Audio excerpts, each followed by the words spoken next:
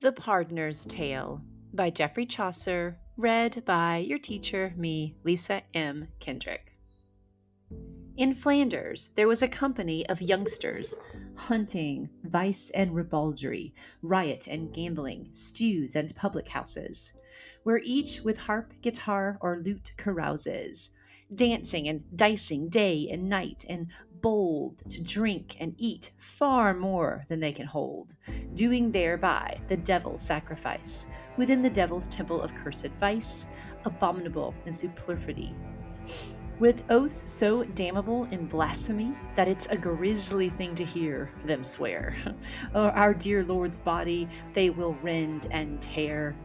It's of three rioters, I have to tell, who, long before the morning service bell, were sitting in a tavern for a drink. And as they sat, they heard the handbell clink before a coffin going to the grave. One of them called the little tavern knave and said, "Go and find out at once, look spry, whose corpse is in that coffin passing by, and see you get the name correctly too." "Sir," said the boy, "no need, I promise you. 2 hours before you came here, I was told. He was a friend of yours in days of old. And suddenly, last night, the man was slain upon the bench, face up, dead drunk again.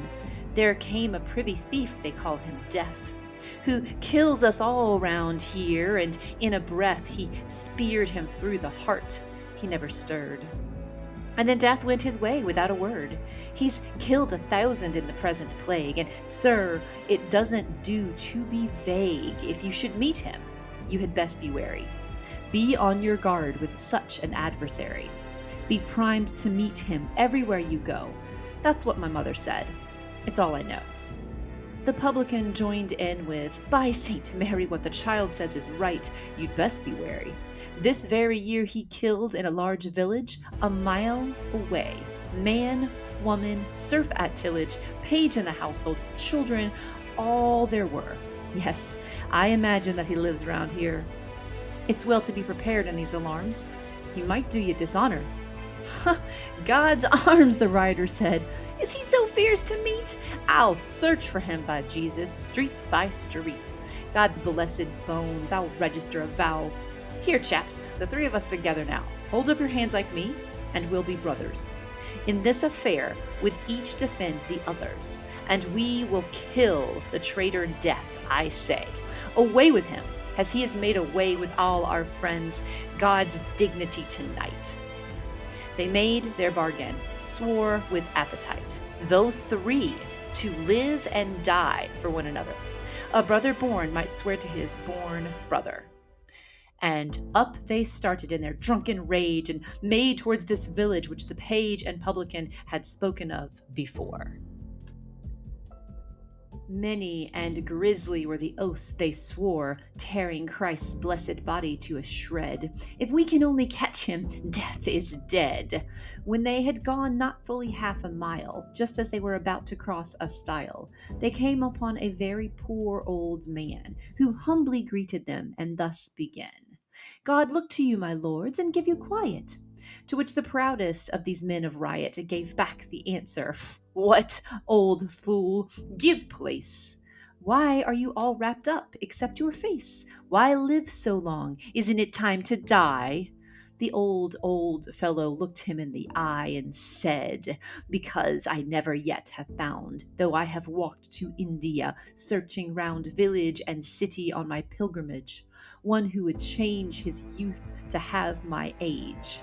And so my age is mine, and must be still upon me, for such time as God may will. Not even death, alas, will take my life.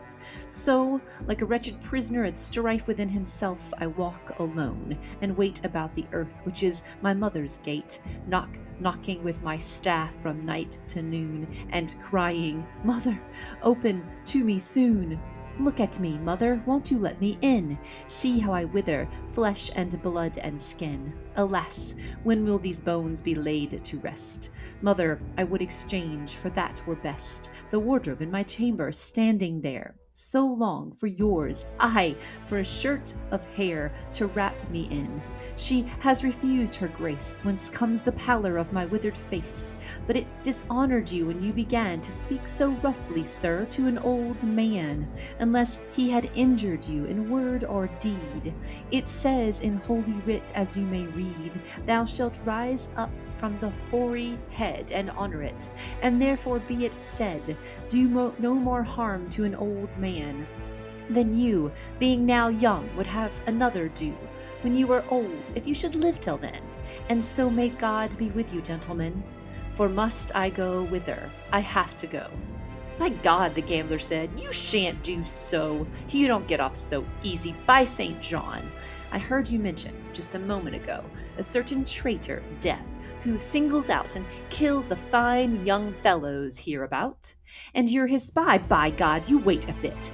Say where he is, or you shall pay for it, by God and by the Holy Sacrament. I saw you've joined together by consent to kill us younger folk, you thieving swine. Well, sirs, he said, if it be your design to find out Death, turn up this crooked way, towards that grove. I left him there today, under a tree, and there you'll find him waiting. He isn't one to hide for all your prating. You see that oak? He won't be far to find.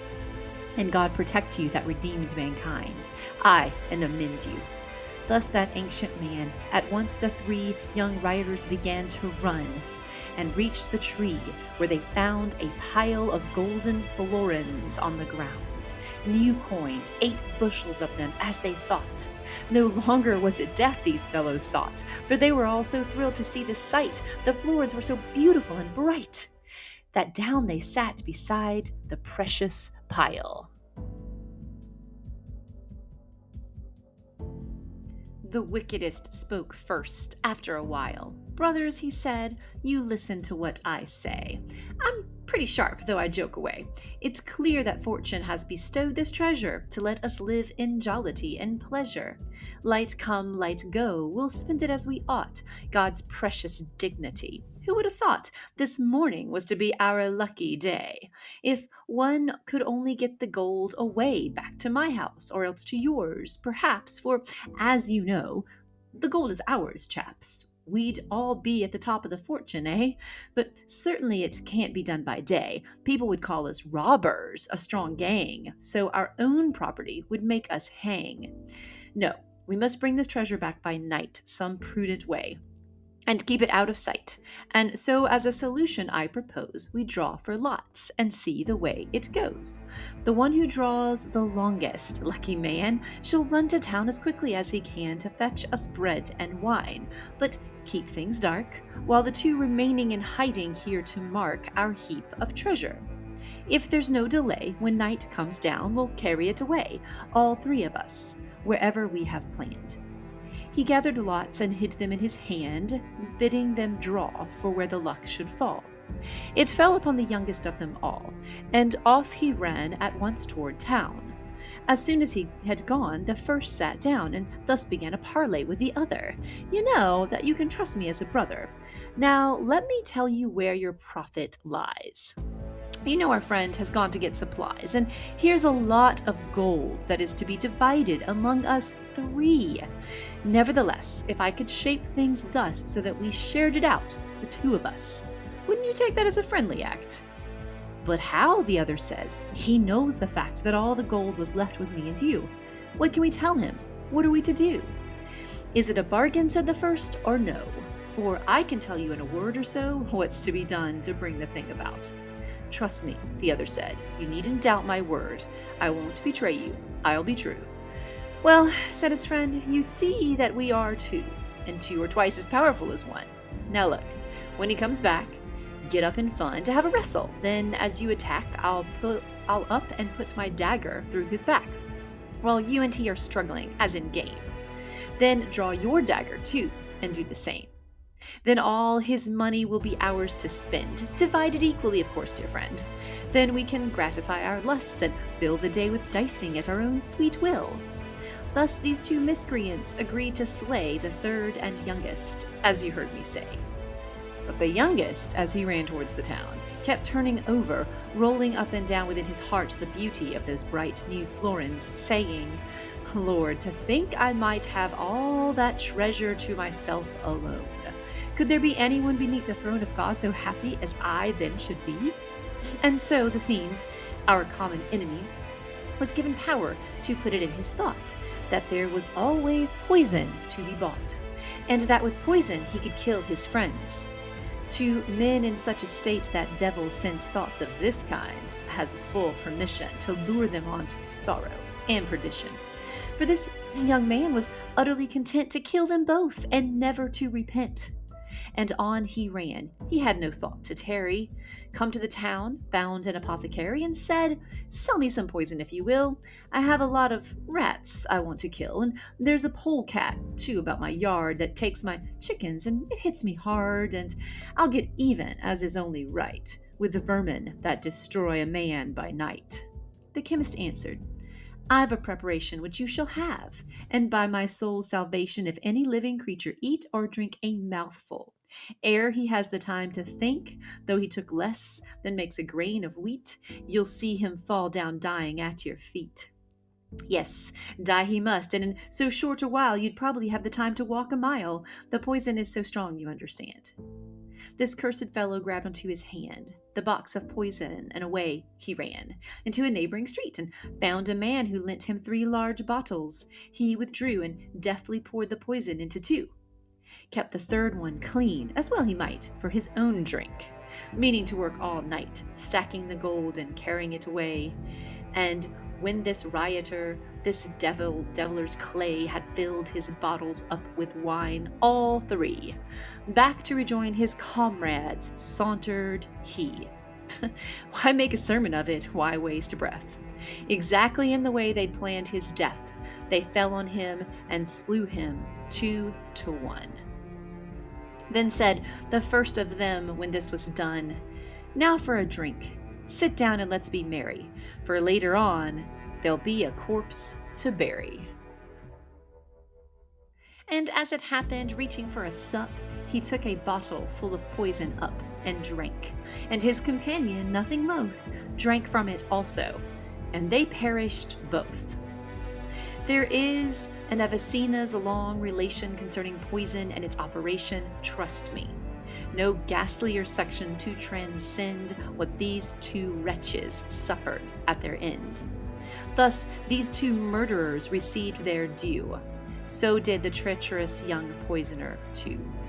One thing I should have mentioned in my tale, dear people, is I've got some relics in my bale, and pardons too, as full and fine, I hope, as any in England, given me by the Pope.